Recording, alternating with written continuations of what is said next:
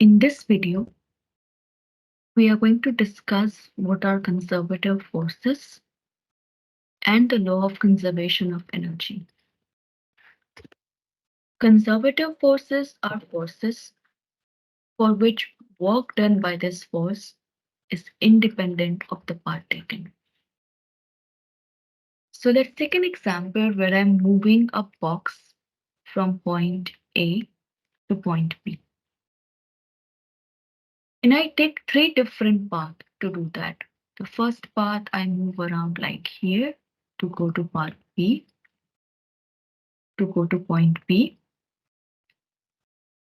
The second part we go like this, and the third part we go straight from A to B. If this work in moving the object is done by a conservative force, then work done in moving the box along each of these three paths must be equal. Work done along path 1 must be equal to work done along path 2 must be equal to work done along path 3. Because if this work is done by a conservative force, the work done must depend only on the initial and final position. And if the initial and final position is the same, no matter which path I take to go from A to B, work done by a conservative force along any of these paths must be equal. Another important property of a conservative force is work done by a conservative force in moving a particle through any closed path is zero. That means if I take an object from point A to point B, and now if I take it from B to A, the total work done along this path must be equal to zero. Because work done must be dependent only on the initial and final point. And if I start at point A and return back to point A, my initial and final points are equal. And if this initial and final points are equal, work done by a conservative force in such situation will be equal to zero.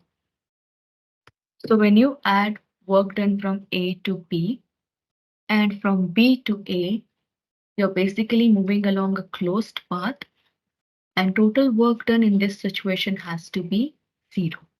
Another way of stating this property is work done by a conservative force is reversible.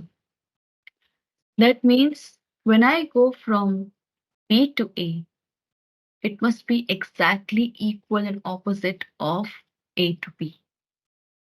So work done in moving the particle from B to A must be negative of work done in moving the particle from A to B. And when you add this to value of work, the total work done will come out to be zero.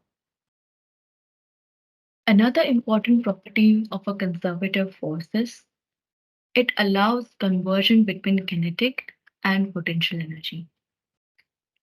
So if you do work to raise the potential energy of an object, this potential energy can be converted to kinetic energy. And any gain in kinetic energy will be equal to the loss in potential energy and vice versa. So the important properties of a conservative force is that the work done is independent of the path. It only depends on the initial and final position. Work done along the closed path is zero. The work done is reversible, and conservative force allows the conversion from kinetic to potential energy. Examples of conservative forces are force due to gravity, the spring force, and magnetic forces. When we do any kind of work using these forces, it obeys the four rules we discussed over here. If you were to discuss the same thing for non-conservative forces, for non-conservative forces, the properties are opposite to this. So when I say opposite for non-conservative forces, work done will be dependent on the path taken. Work done will not be zero, along a closed loop. Work done may not always be reversible, and non-conservative forces also allows conversion of kinetic to potential or potential to kinetic, but this conversion is not 100% possible. Some of the kinetic energy or some of the potential energy is always lost due to friction or any other resistant force. So for non-conservative forces, the properties are exact opposite of this. So one important example of non-conservative force is the force of friction. Friction is a non-conservative. Now, what is the law of conservation of energy? We define total mechanical energy of the system as E. And this total mechanical energy is given as sum of kinetic plus potential energy. The law of conservation of energy says that if you have an isolated system, and this system only involves conservative forces, law of conservation of energy says that for such system, total mechanical energy is conserved. When you say conserve, that means this total mechanical energy remains constant. So law of conservation of energy says that if I have an isolated system and all the forces acting on that system are conservative forces, you take any 2 points in that system, 1 and 2. Total mechanical energy E1 and E2 of these 2 points must be equal. So total mechanical energy at point 1 must be equal to total mechanical energy at point 2. Now we know total mechanical energy is written as kinetic plus potential energy. So kinetic and potential energy at 1 must be equal to kinetic and potential energy at 2. So this is another way of writing the law of conservation of energy. When we say that energy is constant, that means any change in the total energy must be 0. So I can rewrite my law of conservation of energy as any change in total mechanical energy must be 0. Since total mechanical energy is a sum of kinetic plus potential, I can write this as sum of changes in kinetic plus change in potential energy must be 0. So these are the 3 different ways in which you can write your law of conservation of energy. When I say sum of change in kinetic energy and change in potential energy equals 0, I do not mean that there cannot be any change in kinetic or there cannot be any change in potential. It just means that any change in kinetic energy is compensated or is offset by a change in potential. So any loss in kinetic energy is equal to the gain in potential energy and vice versa. If my kinetic energy is increasing, potential will decrease. And if my kinetic energy is decreasing, potential will increase. So any change in kinetic energy is compensated by a change in potential energy to keep my total energy as constant.